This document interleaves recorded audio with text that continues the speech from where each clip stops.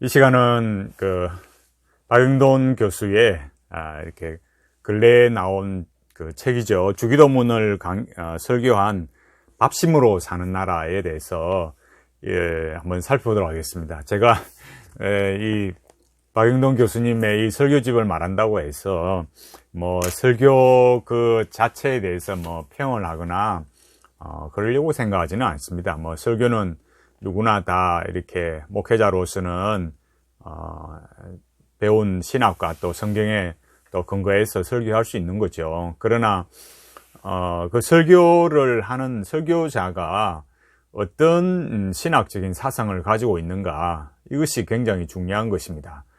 박영돈 교수의 이 밥심으로 사는 나라, 이 주기도문에 보면 다른 내용들의 어떤 제가 살피려고 말씀드리려고 하는 것은 다른 내용을 말하려고 하는 것이 아니라 이 책에 나와 있는 이 박영돈 교수의 이 밥심으로 사는 나라에 있는 신학적인 사상이 과연 무엇인가를 생각하는 것입니다.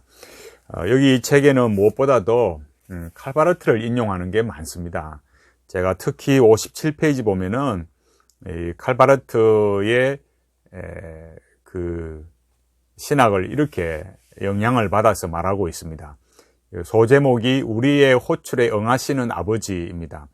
아버지라는 단어는 혹격입니다. 칼바르트는 그리스도인은 아버지에 관하여 말하지 않고 아버지께 말해야 한다고 했습니다. 이 각 주에 보면 칼바르트의 그 크리스천 라이프에서 나온 거 51페이지라고 그렇게 해놨습니다. 하나님에 대해서만 말하는 사람은 하나님을 관념적 지식으로 알 뿐입니다. 그러나 아버지를 부르며 그분께 직접 말하는 것은 하나님의 실존을 호출하여 그 인격과 만나고 교제하는 것, 그 실존 안에 거하는 것입니다. 이렇게 말했습니다. 이것은 이 교수님의 이 책에서 나타나는 이 칼바르트의 영향을 입었다는 것이 얼마나 중요한가를 이렇게 단적으로 말해주고 있습니다. 우리는 칼바르트를 인용해서 말하는 것이 교양이 되어서는 안 됩니다. 그 칼바르트를 인용하는 것이 그 신학자나 그 목사의 어떤 수준 높음을 드러내는 것. 그래서 그 사람이 많이 배웠구나, 깊이 있는 사람이구나, 이렇게 인식이 되어서는 안 됩니다. 칼바르트를 설교할 때 칼바르트를 말한다든지 성경 공부를 할 때도 마찬가지고, 칼바르트를 인용하면서 지금 이렇게 하나님 아버지에 대해서 말한다라는 것을 들으면 그 일이 얼마나 이 교회를 무너뜨리는 심각한 일인가, 그걸 생각해야 됩니다. 왜 그렇느냐? 이 말하는 그 내용에, 이 칼바르트를 말하는 그 내용에 있어서 굉장한 주의력이 필요하기 때문입니다. 칼바르트가 말하는 하나님이라는 건 첫째로는 전적인 타자입니다. 그러니까 칸트나 하이데거의 이런 영향을 힘입어서, 여기 실존이라고 나오지 않습니까?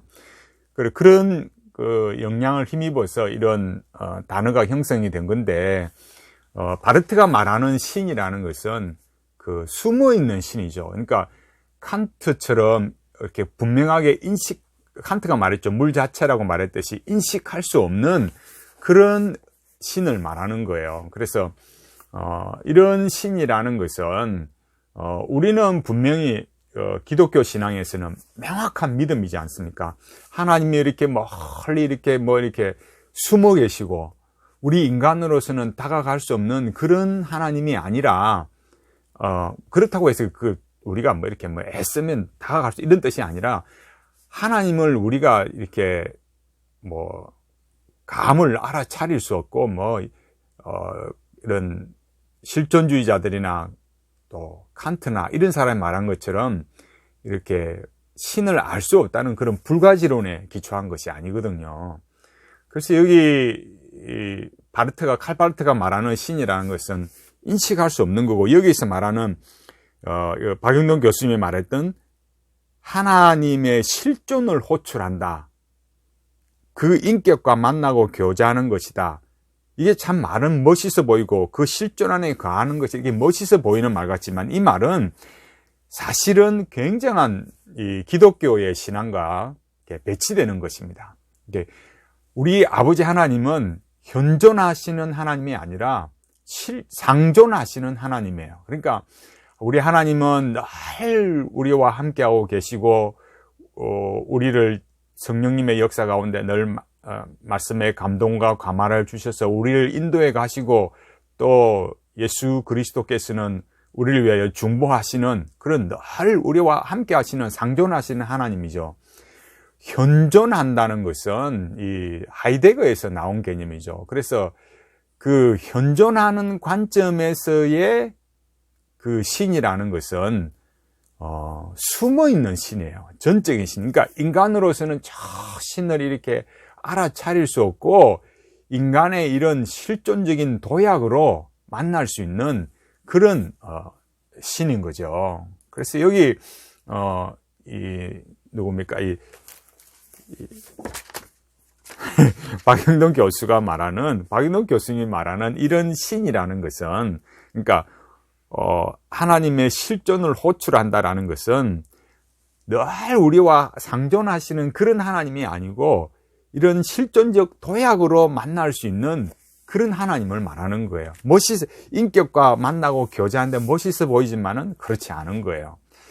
그게 또 다른 면에 있어서, 그러니까 다른 측면에서 말하자면 이런 거죠. 그러니까 칼바르트의 로마서 4장 5절에 나오는 이런 말이 있어요. 그러니까 4장 5절이 뭐냐면 경건하지 아니한 자를 의롭다 하시는 이를 믿는 자에게는 그의 믿음을 의로 여기시나니, 이런 성경 말씀이 있지 않습니까? 이 구절에 대해서 칼바르트는 이렇게 말하는 거예요.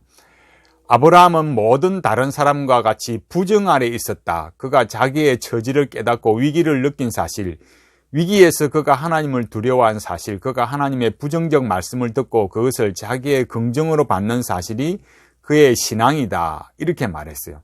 이 말이 무슨 말이냐면 신앙은 진공 상태라는 거예요. 그러니까 여기서 이 책에서 밥심으로 사는 나라에서 박영동 교수님이 말했던 것처럼 실존을 호출해서 인격으로 만난다는 것은 우리가 그 하나님을 온전히 신뢰하고 만나고 이런 우리가 아는 그런 인격적인 그런 차원으로 칼바르트가 말하는 게 아니에요. 그건 신앙이라는 게 무슨 말이냐면은 하나님을 이렇게 온전히 신뢰하고 만나고 이런 것이 아니라 하나님을 알 수가 없으니까, 하나님을 인간으로 알 수 없고 계속 말하지 않습니까? 그런 질적인 차이가 있기 때문에 만날 수 없고 알 수 없고, 그래서 계속해서 이런 인간의 의식으로서 하나님을 알 수 없는 거죠. 그러니까 인간의 의식으로서 알 수 있는 신앙은 참된 신앙이 아니고 그 뭐냐? 우상숭배라는 거예요. 그런데 결국 그런 결과로 가게 되면 신앙은 뭐가 되겠습니까? 신앙은 그냥 진공 상태, 소위 말해서 좀 요즘은 알아듣기 좀 어려운 말이지만 공심주의가 되는 거예요. 그런 게 마담 기용과 같은 이런 정적주의. 그래서 자기 마음을 이렇게 비우는 그런 걸로 가는 거죠. 그래서 하나님을 알 수 없지만 알 듯 말 듯 그렇게 하는 것. 제가 전에도 말씀드렸듯이 원주를 탁 이렇게 스쳐 지나가는 그런 만날 듯이 안 만날 듯이 하는 그런 정도의 그런 위기를 이렇게 만들어내는 겁니다. 그래서 여기 말하는 것처럼 칼바르트가 그 실존 안에서 만나고 그 하는 것, 그 실존 안에서 만난다는 것은 그런 위기 속에 하나님을 만난다라는 거예요. 하나님을 제대로 알 수 없으니까 우리가. 그래서 제가 이런 말씀을 드린 이유는 이런 사상이 이렇게 밥심으로 사는 나라 이 박영동 교수의 이 칼바르트의 신학의 내용이 여기에 그대로 묻어난다는 거예요. 이런 것들을 우리가 참 소위 개혁 신학이라고 하는 개혁주의 신학이라는 고신 교단이 이제는 참 끝이 났구나, 이제는 의미가 없구나 하는 생각들을 하는 겁니다. 우리가 이런 부분들을 그냥 쉽게 생각해서는 안 됩니다, 여러분. 이게 그만큼 이 개혁주의 신학이 무너졌다는 거고, 칼바르트를 인용해서 하나님 아버지를 말한다는 것이 얼마나 위험한 것인가. 그러니까 결국 우리가 인간의 이성으로 말하고, 이렇게 이성으로 말한다는 게 이성주의를 말하는 것이 아니라 인간이 의식할 수 있고 알 수 있다, 하나님을 이렇게 그렇게 인간의 의식 안에 있는 그런 하나님을 말한다라는 것을, 그러니까 의식에 제한된다는 것이 아니라 그렇게 알 수 있다라는 것을 우리가 하나님을 알 수 있다고 말하고 이렇게 표현해서 우리가 성경대로 이렇게 말하는 것은 우상숭배로 끝나는 이런 어처구니 없는 결과예요. 그래서 칼바르트를 말하면서 이렇게 주기도문을 말한다. 너무너무 이 개혁신학과 맞지 않고 위험하다는 것을 우리가 좀 분명하게 좀 알아야만 되겠습니다.